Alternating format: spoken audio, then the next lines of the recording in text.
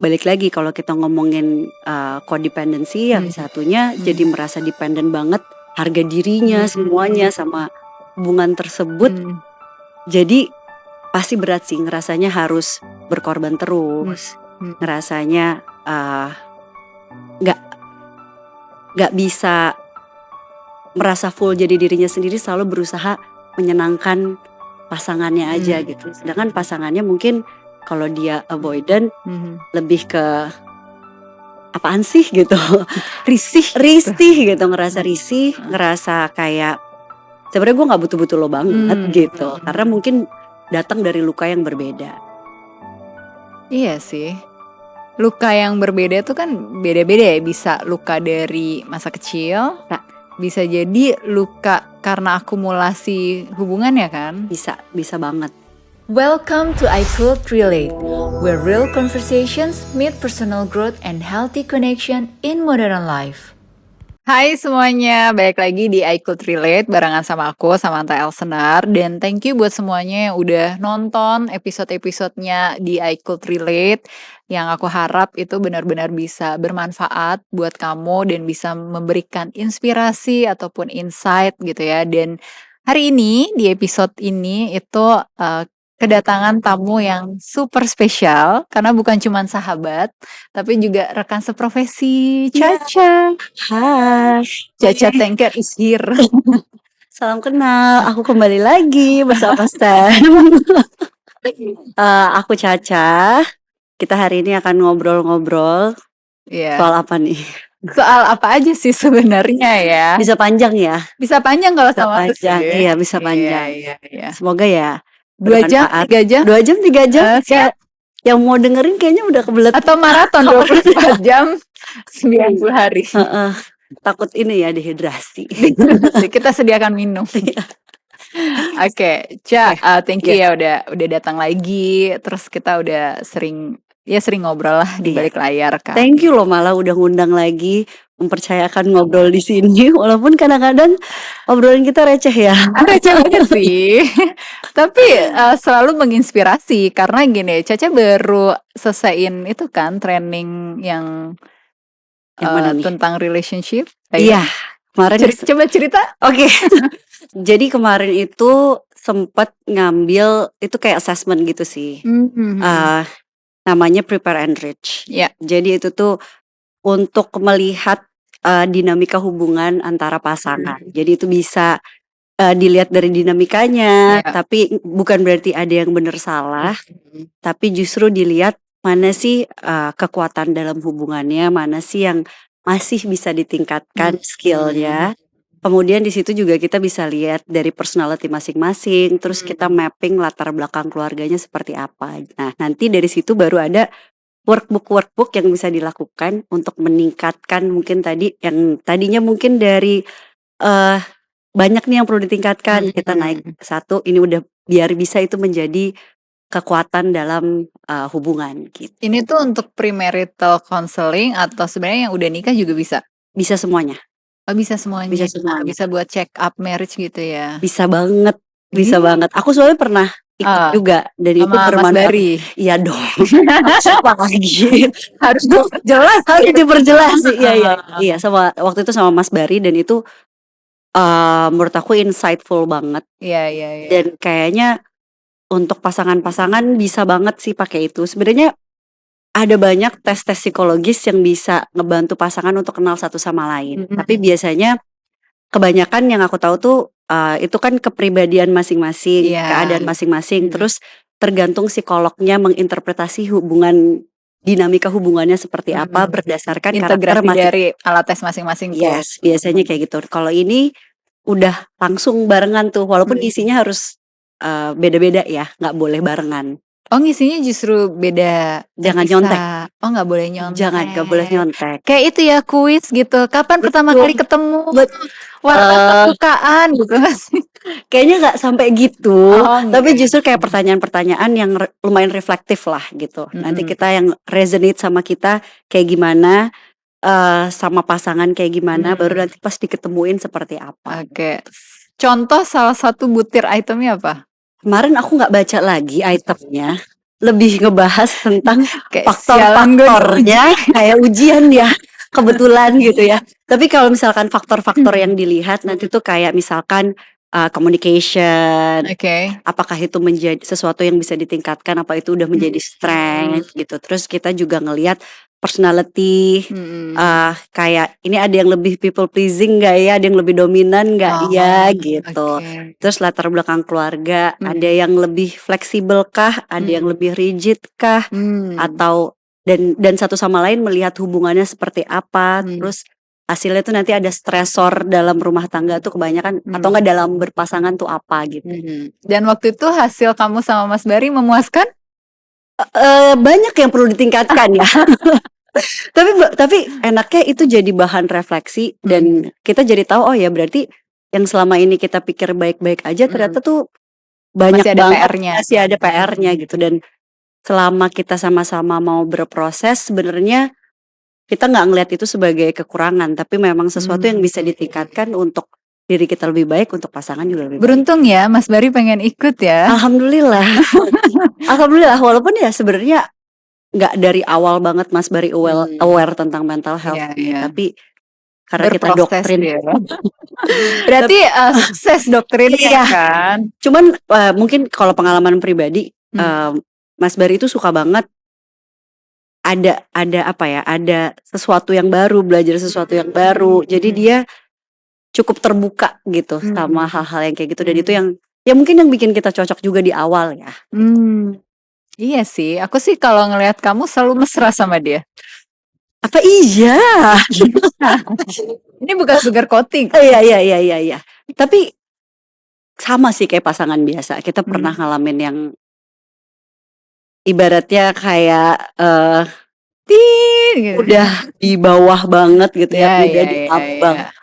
Itu pernah. Tapi ternyata kita masih punya tujuan yang sama. Dan karena aku tuh jujur aja orang yang dependent. Jadi kalau misalkan aku kayak ngerasa aku tidak bisa aku tidak bisa punya sesuatu yang dipegang jadi pegangan tuh gampang goyah. Sedangkan Mas Bari ini bisa jadi anchor ternyata. Tapi kamu boleh kok pegang aku juga. Aku takut tenggelam. Nanti aku yang goyang-goyang gitu sih sebenarnya. Iya. Kalau ngomongin pasangan gitu ya. Pasangan yang dependent itu bukannya sebenarnya bagus ya? Karena kan jadi saling bergantung satu sama lain. Mungkin ibaratnya gini kali ya. Kalau misalkan kita lagi mau tenggelam nih, ya. Terus kita pegangan satu sama lain, kita nggak bisa pegangan sendiri-sendiri. Kayaknya dua-duanya akan tenggelam. Oh, makanya kalau di Titanic cowoknya yang tenggelam ya. Iya, ada yang berkorban. Tapi kan ya karena ada yang perlu diselamatkan gitu ya. Baiknya sebenarnya kita punya pegangan masing-masing, kita punya identitas masing-masing, dan hubungan itu tuh menjadi sesuatu yang kita enjoy bareng-bareng, bukan jadi sesuatu yang satu-satunya yang jadi anchor hidup kita gitu. Jadi tadi bukan contoh yang baik ya sebenarnya, tapi sekarang lagi berproses untuk jadi lebih sehat. Kayaknya susah mencari contoh yang baik sebenarnya. Sebenarnya iya, tapi bukan berarti nggak bisa. Iya. Karena ya kita datang dari keluarga yang beda, kita datang dari didikan atau pergaulan atau apapun yang kita tonton gitu ya, menjadikan kita di diri kita yang sekarang kan. And then permasalahan hidup sama pasangan dan lain sebagainya, dinamika, ya ada banyak faktor eksternal yang membuat kita akhirnya gimana caranya tetap bertahan karena kita emang pengen bertahan. Betul. Tapi tidak bisa dipungkiri dalam setiap periode manusia pada akhirnya kita mungkin merasa capek ya. Iya kan? Betul. Capek. Tapi ini nih terlepas ngomongin kondisi kita sendiri atau kondisi banyak orang yang ngalamin juga gitu. Gimana rasa capeknya kita ada di satu relationship ya, baik yang menikah ataupun yang belum menikah gitu. Yang susah dipahami adalah menurutku ketika salah satu ngerasa kayaknya ada yang salah sama relationship-nya, tapi yang satu ngerasa, "Enggak, kita baik-baik aja." Oke, sering ya kayaknya kayak gitu Iya ya. kan? Banyak sih karena mungkin biasanya ini, ada beberapa tipe attachment dalam hubungan kan ya. Ada yang secure, ada yang avoidant, ada juga yang anxious. Iya. Biasanya nih kalau misalkan yang secure, kita tuh merasa aman dalam hubungan. Biasanya hubungannya lebih sehat lah, walaupun pasti ada konflik. Hubungan yang sehat bukan berarti nggak ada konflik ya. Betul. Jadi, tapi berkonflik yang sehat itu mungkin yang perlu lebih dipelajari. Ada lagi yang, attachment-nya itu masuknya ke, avoidant. Biasanya yang avoidant itu lebih hyper independent. Oh gitu justru. Jadi merasa kalau ya semuanya apa-apa bisa sendiri gitu, kayak Bener nggak ya. butuh orang lain gitu. Heeh. Sedangkan kalau yang anxious biasanya selalu takut ditinggalin, Oke. selalu, rasa berharga dirinya itu tergantung bagaimana pasangan memperlakukan dia. Jadi ketika yang satunya mungkin yang hyper independent tidak merasa ada salah apa-apa, tidak ada yang harus diperbaiki, saya sendiri juga nggak apa-apa. Yang anxious ngerasanya selalu hyper vigilant sama selalu sensitif sama gerak-gerik apapun yang dilakukan pasangan. Oh, nggak dibales langsung, apa dia udah nggak sayang ya gitu. Jadi kayak Jadinya memang nelpon miss call sampai 100 kali iya, gitu. jadi kayak ngerasa selalu ada yang salah, harus ada yang diperbaiki dan kalau saya nggak lebih baik, pasangan tidak memvalidasi perasaan saya tidak berharga dan hubungan ini akan rusak gitu, saya akan ditinggalkan gitu. Dan itu yang, pasti jadi berat. Karena balik lagi kalau kita ngomongin, codependency yang satunya jadi merasa dependent banget, harga dirinya, semuanya sama hubungan tersebut. Jadi pasti berat sih, ngerasanya harus berkorban terus, ngerasanya, nggak bisa merasa full jadi dirinya sendiri, selalu berusaha menyenangkan pasangannya aja gitu. Sedangkan pasangannya mungkin kalau dia avoidant lebih ke apaan sih gitu, risih gitu, ngerasa risih, ngerasa kayak sebenarnya gue nggak butuh-butuh lo banget gitu, karena mungkin datang dari luka yang berbeda. Iya sih. Luka yang berbeda tuh kan beda-beda ya, bisa luka dari masa kecil, bisa jadi luka karena akumulasi hubungan ya kan? Bisa banget. Kalau biasanya sih luka ketika orang punya attachment yang anxious, biasanya lukanya tuh kayak waktu kecil merasa tidak dihargai, tidak bernilai kalau tidak, punya achievement gitu. Jadi cuman dikasih, pujian atau kehangatan ketika dia punya sesuatu yang bisa dibanggakan dan, misalkan prestasi di sekolah gitu. Dan naik ke atas panggung, ya baru punya crowd yes, gitu ya. itu baru dapat apa ya, dapat kehangatan dari orang tuanya mungkin gitu atau orang-orang yang signifikan dalam hidupnya dia. Dan, biasanya juga kalau misalkan anxious tuh selalu ketakutan di-reject atau ketakutan ditinggalkan gitu. Jadi mungkin ada trauma-trauma ditinggalkan sama orang yang disayang atau figur-figur yang signifikan. Sedangkan kalau misalkan yang avoidant juga sebenarnya bisa datang dari luka yang sama, tapi itu jadi defense-nya dia untuk, "Oh, daripada ditinggalin gue mendingan ninggalin duluan nih," gitu. Nyebelin Gitu, itu ya. ya daripada di-reject, mendingan gue reject duluan. Iya. Gitu. Jadinya hyper independent tadi ya. Iya, jadi merasa harus selalu melindungi diri sendiri, jangan sampai disakitin duluan sama orang lain. Tidak mau memberikan ruang, karena kan sebenarnya semakin kita berelasi, semakin kita ngasih ruang untuk orang signifikan yang dalam hidup kita bisa nyakitin kita. Sebenarnya, tapi kan menyakitinya sebetulnya untuk berkembang, untuk maju bersama kan. Bisa jadi, tapi Dalam proses kadang-kadang peleburan ego. betul sekali. Tapi kadang-kadang kalau misalkan dia avoidant, agak sulit tuh melihat itu. Karena dia merasa pokoknya gue harus melindungi diri, emosi itu terlalu berat buat dia. Karena mungkin waktu kecil ketika meluapkan emosi, itu tuh jadi sesuatu yang menakutkan untuk orang tuanya. Jadi dilarang untuk menunjukkan emosi gitu. Oke. Gak boleh nangis, gak boleh marah. Hmm. Oke. Berarti semuanya harus terlihat kuat, selalu terlihat baik. Aku harus independen gitu. Sedangkan kalau secure, yang kita cari kan yang secure hubungannya. Biasanya kita ngerasa aman. Oke, kalau kita salah, ya kita bisa perbaiki. Ada yang namanya repair gitu. Dan Benar.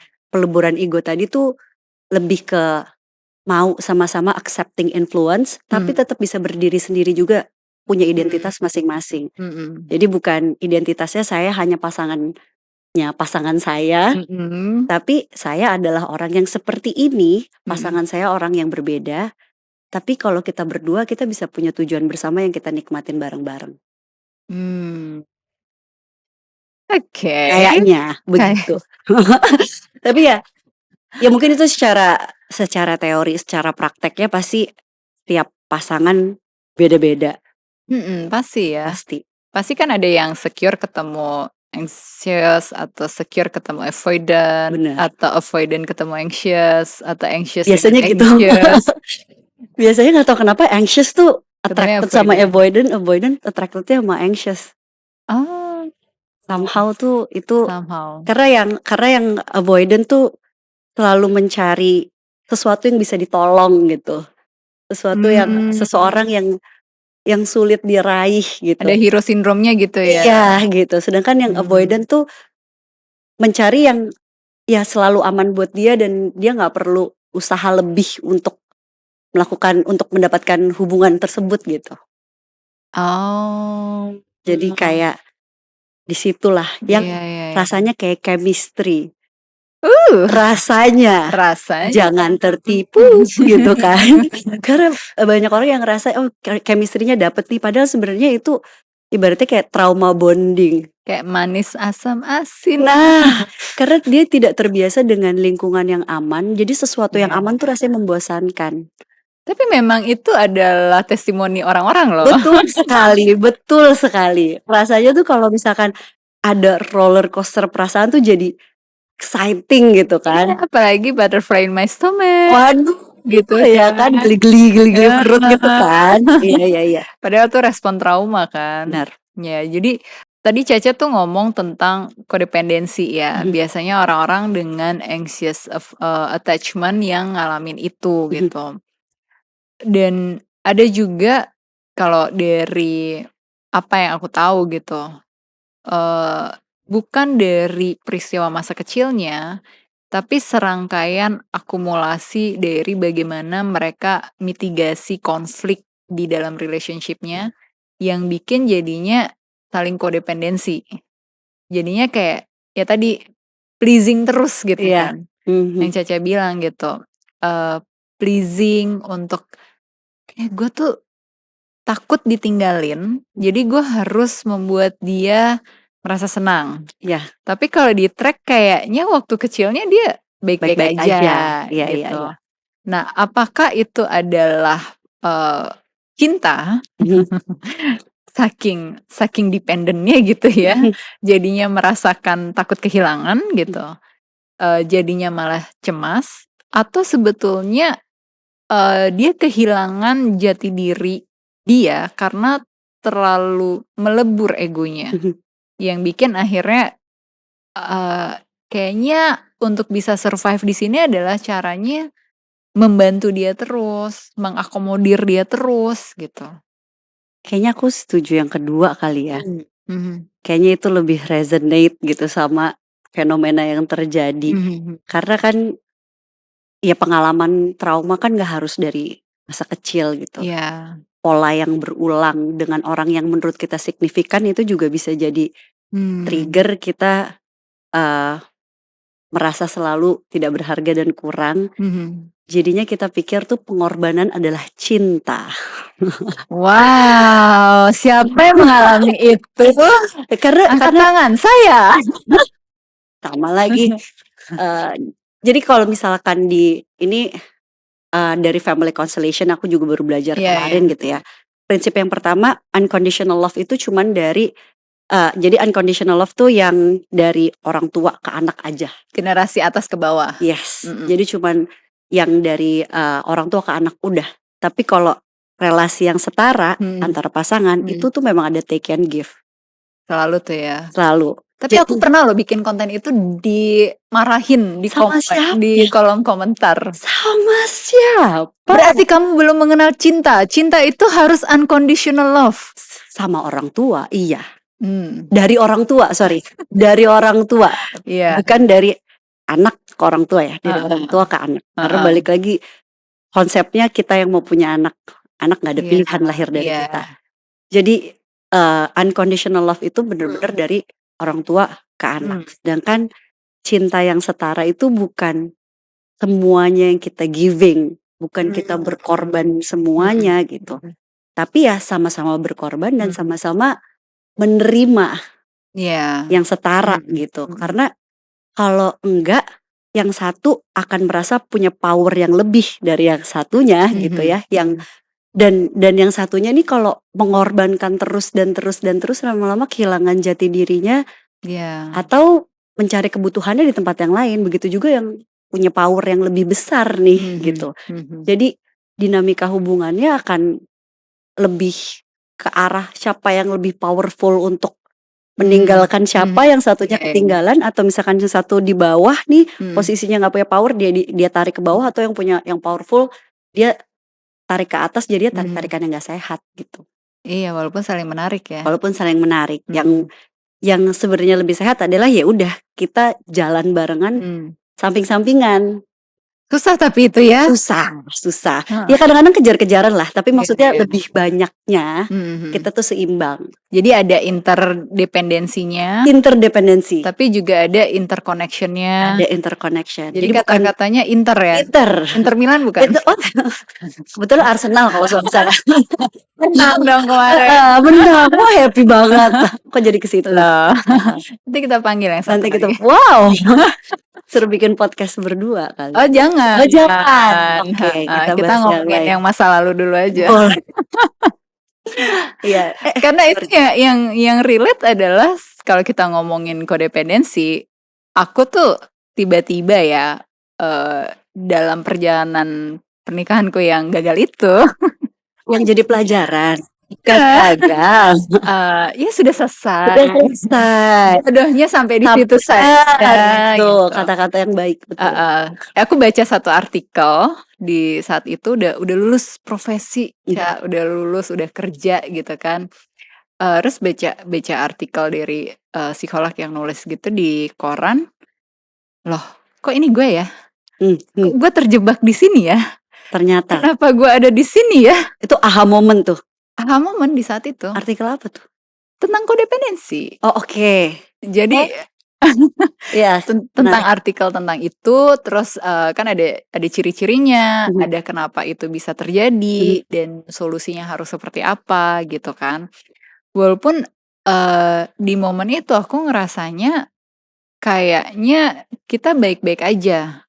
Kayaknya kan namanya juga kayaknya. Walaupun kita psikolog, blind spotnya juga ada. Banyak ya. Manusia biasa ya. Itu sangat mengguncang satu. Mengguncang kamu apa? Mengguncang aku. Pasangan, maksudnya hubungan. Menguncang aku, kan aku yang baca. Oke. Aku yang dia baca. Tidak usah baca. Oke. Jadi mengguncang, kaget gitu. Yang aku pikir kayaknya relasinya sehat, ternyata udah di tahap kodependensi. Gitu, yang ya tadi aku nggak tahu siapa yang menyelamatkan siapa yang pleasing siapa ya. Agak kebaca ya.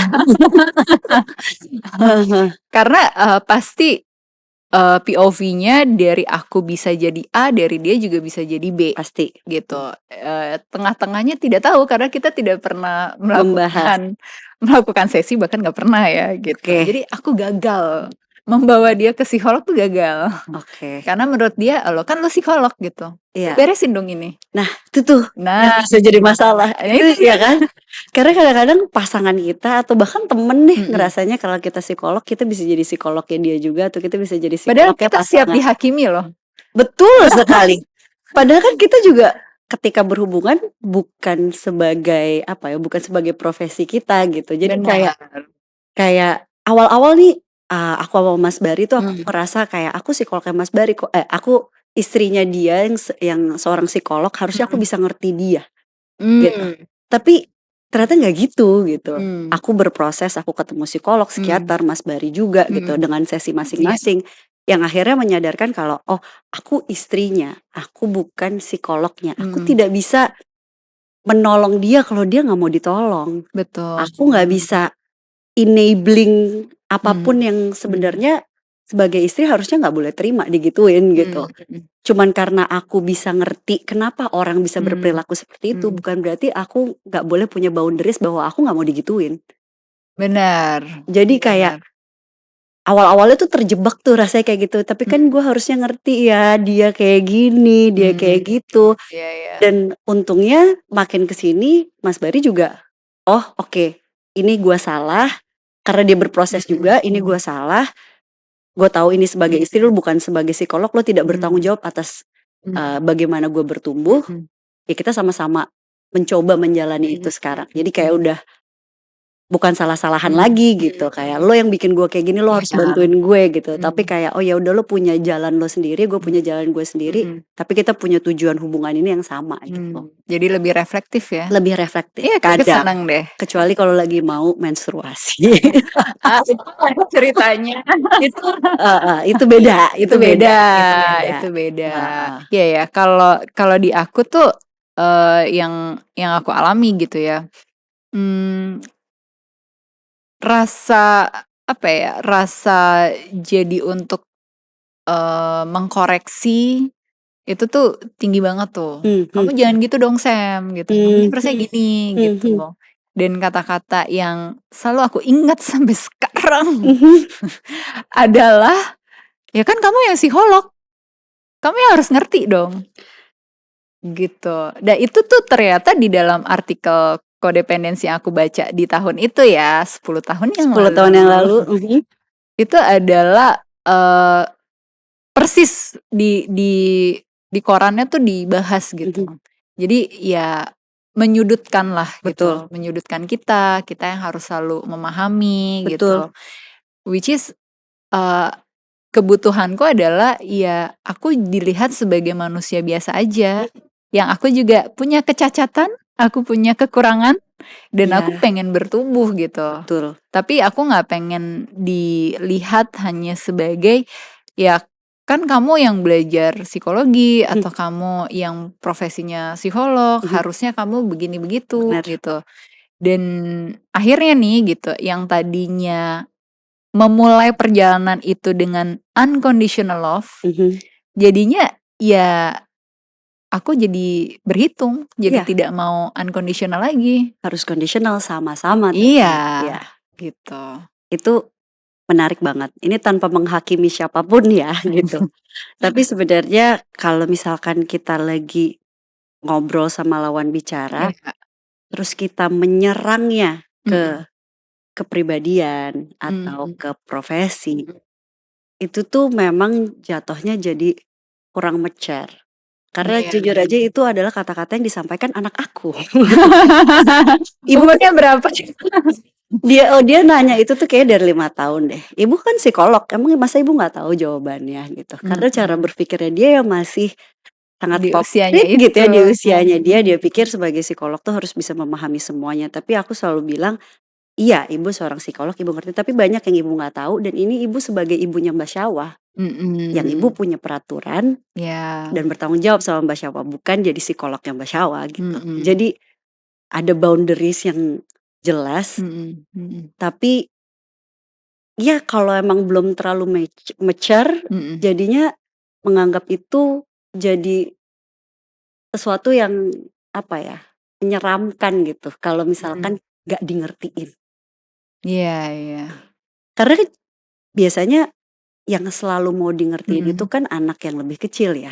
Kalau kita sama-sama dewasa, kita mau sama-sama mengerti. Kenapa ya? Kita ada curiosity-nya sama Rasa orang yang penasarannya. sama orang yang kita peduli, sama orang yang kita sayang. Kenapa ya? Itu kan butuh kemampuan untuk berempati juga. Kenapa ya? Harusnya yang bisa jadi bahan refleksi, oke, pasangan saya punya pengetahuan lebih, tapi dia nggak bisa ngelihat ini di saya, apa yang harus saya lakukan ya untuk kita bisa punya sama-sama pandangan yang setara gitu. Tapi kalau misalkan belum sampai di situ ya berarti dia harus bantu diri dia sendiri untuk ada di setara sama kita sih gitu. Jangan mau di drag down juga gitu. Iya, betul. Teorinya gitu. Teorinya, prakteknya bagaimana untuk bisa tadi kejar-kejaran, ya walaupun kadang beda satu level Ya. gitu ya, tapi kita tetap bisa membersamai terus lah. Untuk membersamai terus. Supaya ya hubungannya itu tetap interdependensi bukan kodependensi, karena kalau udah di kodependen kan jadinya Nggak sehat. toksik, nggak sehat gitu Benar. kan. Sebenarnya sih kalau aku ngelihatnya sama-sama punya keinginan untuk bertumbuh itu aja dulu. Oke. Sama-sama gitu. Karena balik lagi nggak ada yang sempurna, nggak ada hubungan yang cocok 100%. Kita aja diri sendiri ya, otak sama hati aja suka peran ya gitu ya. Apalagi sama pasangan gitu. Tapi kalau misalkan kita punya sama-sama keinginan untuk bertumbuh, mau satunya di bawah satunya di atas, itu pasti akan keangkat bareng-bareng gitu. Tapi memang insight itu tuh nggak akan segampang itu muncul lah gitu. Biasanya yang dulu aku ketemu beberapa klien, gimana ya caranya biar pasangan aku mau ke psikolog gitu. Oke. Biar Ditanya sama klien ya? iya ditanya gitu. Kalau buat aku sebelum kita ngajakin pasangan gak ada salahnya kita berproses duluan. Pertama, untuk kita bisa melihat perspektif yang berbeda dan kita punya identitas diri yang lebih kuat. Yang kedua, dengan kita mungkin punya perspektif yang berubah, kita juga punya behavior yang berubah jadinya. Mungkin lebih menerima atau kita jadi nggak enabler lagi gitu ya. Yang bikin pasangan juga ngerasa, oh mungkin ya nih ya, mungkin bisa jadi pancingan, oh ada sesuatu yang positif yang terjadi sama dia, mungkin aku juga perlu melakukan itu. Kalau enggak, toh manfaatnya juga di diri kita sendiri gitu. Dan kalau kita ada perbaikan, biasanya cara kita melihat hubungan tuh juga ada perbaikan. Jadi kayak nggak ada salahnya sih sebenarnya kita konseling duluan atau berproses duluan lah, apapun itu caranya. Nggak harus konseling juga gitu. Tapi misalkan cerita ke orang yang lebih spiritual yang kita percaya, ke guru spiritual atau apapun lah. Berproses lah yang ya. jelas kita punya kemampuan untuk berproses. Dan itu penting sih. Penting. Maksudnya kalau dari sekian banyak gitu ya ngobrol sama siapa aja gitu, pesan moralnya tuh kan selalu kalau kita berubah, kita juga bisa ngebantu orang untuk berproses kan.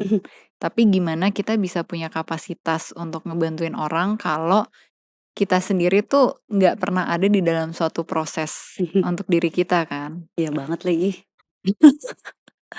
Betul. Dan yang menurut aku nih dari semua cerita orang dalam suatu hubungan yang sehat atau tidak sehat, lagi kodependensi atau tidak gitu, adalah kondisi orang yang ini pasangan ya gitu, yang dia mengabaikan kebutuhan pasangannya saat dia benar-benar terpuruk gitu. Kalau tadi kan kamu cerita gitu, kamu pernah sama-sama ya hampir benar-benar di titik yang terendah gitu kan. Tapi kamu berdua kan benar-benar yuk kita sama-sama yuk gitu. Saling merangkak naik dari sumur gitu ya. Bukan cuma nungguin teriak-teriak aja, tapi beneran merangkak naik bersama. Entah gimana caranya, mungkin kamu naik di bahunya Mas Bari dulu, nanti sampai mana Mas Bari gantian gitu kan. Atau nungguin Spider-Man dengan jarinya gitu kan. Tapi ada yang benar-benar bisa di tahap yang sangat egois, dia melupakan si kebutuhan pasangannya, dia fokus dengan ya udah pokoknya diri gue aja gitu. Ada sih ya, pasti ya. Fenomena kayak gitu pasti ada ya. Dan biasanya sih mungkin itu dia ada ketidakseimbangan power gitu dalam relationship yang memang dia ngerasanya ya harus dia yang kuat terus karena dia mau mengontrol pasangannya selalu karena dia nggak mau nih pasangannya juga naik level sama dia gitu. Jadi emang dia maunya kayak gitu. Jadi bisa semuanya dikontrol dan itu sebenarnya nggak sehatnya di situ. Tapi ibaratnya kalau kita mau merubah orang atau kita mau mengajak orang untuk mengerti posisi kita dan ngebantuin, sebenarnya kita juga perlu lihat orangnya punya kapasitas itu nggak sih gitu. Kalau orang yang memang nggak punya kapasitas untuk empati, orang yang nggak punya kapasitas untuk tahu tentang dirinya sendiri, memang dia nggak punya kapasitas juga buat nolongin orang gitu. Walaupun itu pasangannya. Walaupun itu pasangannya. Karena balik lagi kayak misalkan kita misalkan setiap hari tuh pasti ada masalah. Temen kita ada masalah. Tapi kalau misalkan kita lagi ada masalah, nolongin temen kita juga mungkin sulit ya gitu. Iya. Tapi kalau misalkan kita lagi ada tenaga, ya kita mungkin bisa bantu dia gitu. Tapi kalau misalkan nggak ada tenaga, kita nggak punya kapasitas, ya sulit. Makanya biasanya tuh ada check up-nya lah gitu. Aku sama, kalau contohnya misalkan aku sama Mas Bari gitu. Gue lagi pengen cerita nih, tapi ini akan berat. Gue takut lo terpengaruh, lo lagi capek nggak? Iya, itu respect-nya ya. Iya, lo lagi capek nggak gitu. Karena kadang-kadang pasangan juga bisa ngerasa kok lo kayak gitu nggak sharing sama gue sih gitu kan. Gue pengen tahu, tapi kadang-kadang gue tuh juga lagi nggak ada tenaga gitu buat ngeladenin hal-hal yang kayak gitu. Jadi kalau misalkan kita sebagai yang terpuruknya yang minta dipegangin sama pasangan kita, ya kita perlu cek-cek juga sih. Kalau daripada kita minta bantuan ke pasangan, mendingan kita minta bantuan ke profesional kalau menurut aku.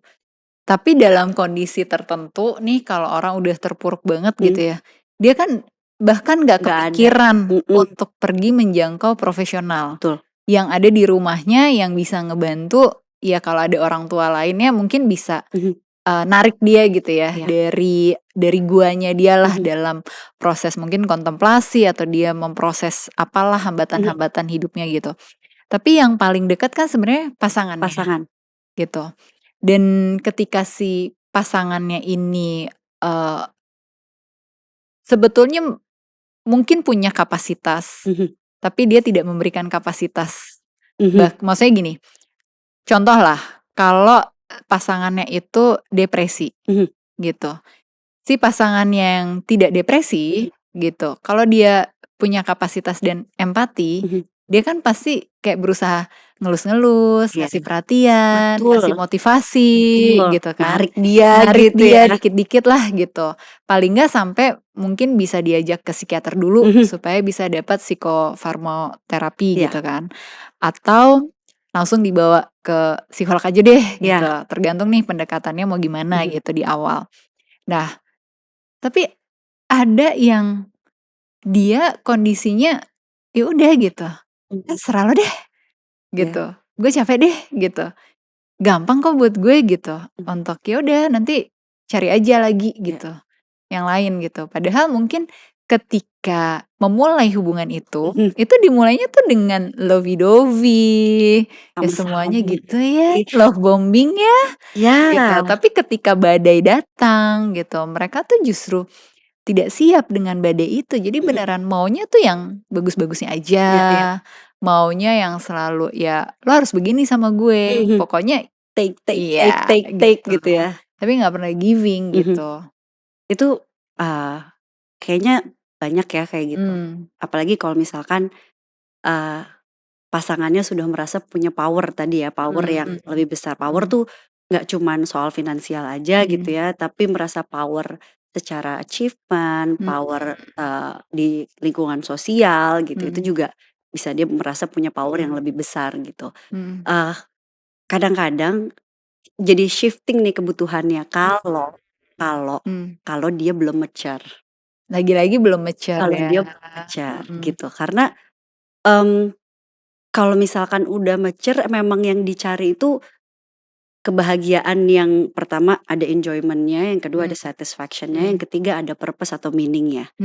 Sedangkan kalau misalnya belum mature, ketika dia udah punya power, yang dicari itu jadi shifting, jadi excitement, jadi pleasure, kayak Oke. dopamine spike gitu. Iya. Karena yang, apa ya, yang biasanya jadi kepuasan yang dulu pas lagi susah tuh jadi kepuasan karena dia udah kerja keras, itu Iya. jadi biasa aja, jadi Oh, standar. Jadi dia butuh oke. sesuatu yang lebih exciting lagi Iya. gitu. Jadi kayaknya pasangan yang sebelum itu jadi kurang terus, dia merasa perlu sesuatu yang memvalidasi lebih lagi, bikin dia merasa dihargain lagi atau ya yang meningkatkan powernya dia. Biasanya karena balik lagi dia belum tuntas sama diri ya, belum mateng, belum Jadi selalu kayak mencari kesempurnaan gitu?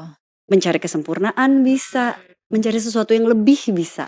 Oke. Tapi sesuai standarnya dia ya, belum tentu Iya, standarnya which sama is sama kalau orang lain. kayak kita naik gaji ya, kalau Iya, gaji kita udah 50, kita maunya digaji 100 dong, bukan pasti. digaji 40 Iya, kan? kalau kita udah digaji ya, pas kita gajinya 10 juta berharap gajinya 50 juta karena kita ada cicilan 7 juta. Tapi pas pas punya gaji 50 juta, kita cicilannya jadi 40 juta gitu. Iya. Jadi gap-nya akan selalu berasa kurang. Jadi currency-nya nggak pernah match tuh. Betul, Jadi bisa kadaluarsa terus kan? benar. Karena ya balik lagi, banyak sih manusia yang memang punya kecenderungan gitu ya, nggak pernah puas, nggak tahu kapan stop. Iya.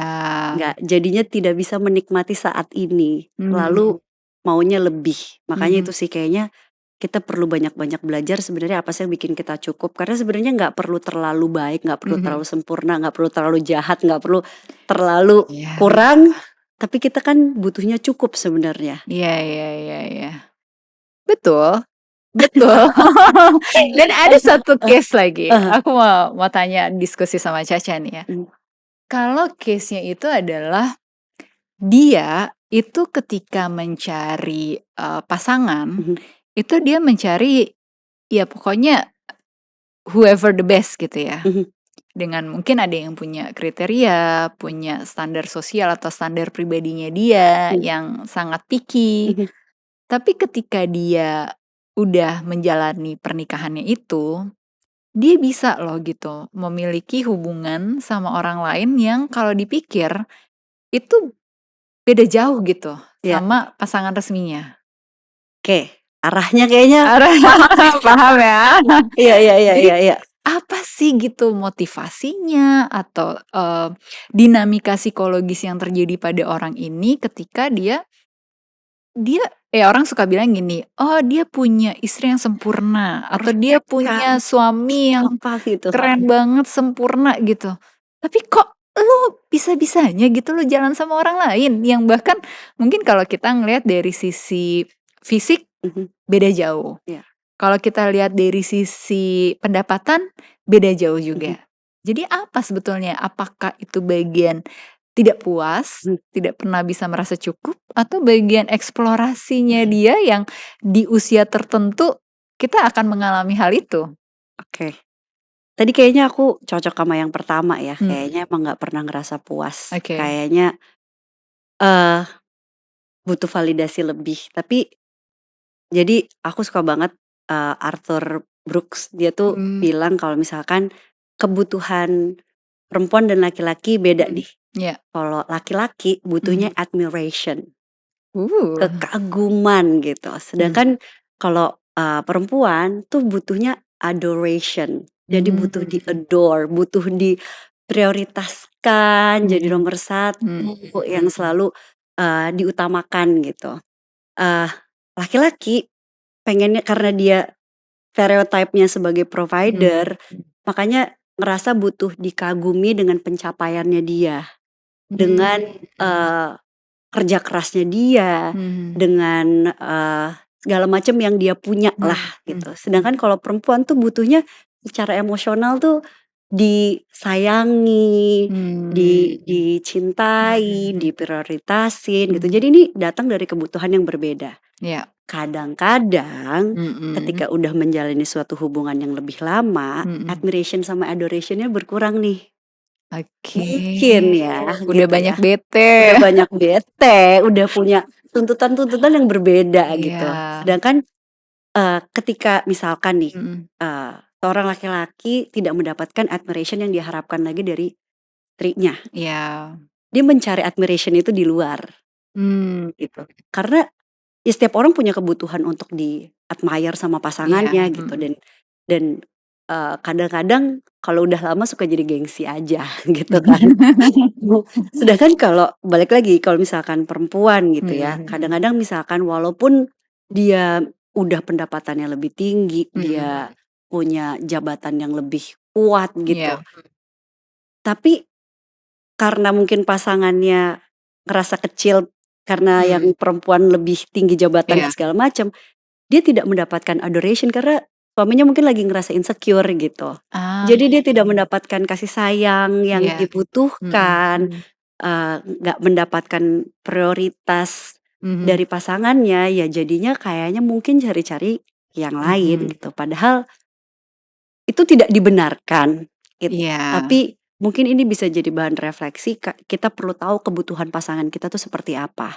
Yang mana perlu dievaluasi terus ya, karena tiap tahun bisa berubah. Bisa berubah gitu, bisa jadi kadang-kadang tiap hari juga berubah ya. Kadang-kadang dia minta, maksudnya lagi butuh affection, kadang-kadang dia lagi butuh mencari solusi bersama gitu. Itu kan selalu kita perlu dinamis juga lah gitu. Cuman ya yang dasar banget tuh apa sih sebenarnya gitu. Love language itu menurut aku bukan tentang bagaimana kita bisa memberikan cinta atau kasih sayang, tapi kita memahami apa yang pasangan kita butuhkan untuk merasa dicintai. Jadi jangan kayak, tapi kan gue love language-nya physical touch, jadi gue peluk-peluk terus aja. Sedangkan pasangannya sebenarnya yang dia butuhkan tuh words of affirmation gitu. Sebenarnya dia butuhnya tuh dipuji, tapi dipelus-elus ya tidak merasa dicintai juga gitu. Jadi kita perlu memahami, perlu bisa berempati lah gitu. Nggak cuman ngerasa apa yang kita butuhkan dan bisa kita kasih, tapi apa yang pasangan kita butuhkan dan apa yang bisa kita provide juga, ketemu bareng-bareng lah gitu. Ya itu ketemu yang bareng-bareng itu yang susah gak sih? Betul. Karena pasti kayak meruntuhkan ego, atau kita harus bisa punya kapasitas bersama dan membersamai. Terus kondisi-kondisi yang ya kayak contoh orang yang lagi nggak punya kerjaan, kita nggak bisa nuntut dia. Karena kalau ngikutin standar TikTok kan pokoknya yang jadi provider laki-laki. Iya gitu. bener. Tapi bukan berarti semuanya harus laki-laki. Enggak, betul. Gitu, dan ya itu ya, belajar terus aja berarti kata kuncinya dari Caca. Belajar terus, dan ya itu tadi juga menurunkan ego tuh sebenarnya kalau misalkan Gottman tuh bilangnya accepting influence kali ya. Jadi iya, kalau kita nggak bisa accept influence dan bener-bener cuma mau sendiri, ngapain punya pasangan gitu ya. Iya betul. Ya kan pasangan juga perlu ngerasa kalau kita bisa menginfluence dia dan dia bisa menginfluence kita tanpa kehilangan jati diri masing-masing gitu. Benar. Dan itu yang sehat ya hubungan. Itu yang sehat gitu. Kita pengen mengarah yang sehat, nggak usah buru-buru juga sih tapi. Iya, karena accepting influence tuh bisa jadi kita juga jadi ngerasa diterima sama pasangan. Benar. Diterima, kita juga matters gitu di matanya mereka. Dan gitu. berguna kan. Dan berguna satu sama lain. Betul sekali. Thank you, kamu sudah sangat berguna hari ini. Aduh, terima kasih. Kesempatannya bisa ngobrol-ngobrol, walaupun balik lagi ya kita sama-sama belajar ya. Sama-sama belajar. Bukan berarti apa semua yang aku omongin tadi tuh kayak udah aku jalanin 100% ya. Ya, tapi paling nggak kita bagikan, kita sebarkan. Betul. Siapa tahu bisa menginspirasi, encourage orang-orang juga untuk kita berproses bareng-bareng. Selama pasangannya masih ada, kita bisa perbaiki. Karena aku yakin ketika kita bisa memperbaiki hubungan, itu satisfaction dalam relasinya tuh jauh lebih besar daripada kita mengakhiri hubungan. Benar banget. Dan aku bangga banget sama kamu, Love. Aku juga bangga banget kamu sekarang. Thank you. Thank you. Bye-bye. Bye-bye.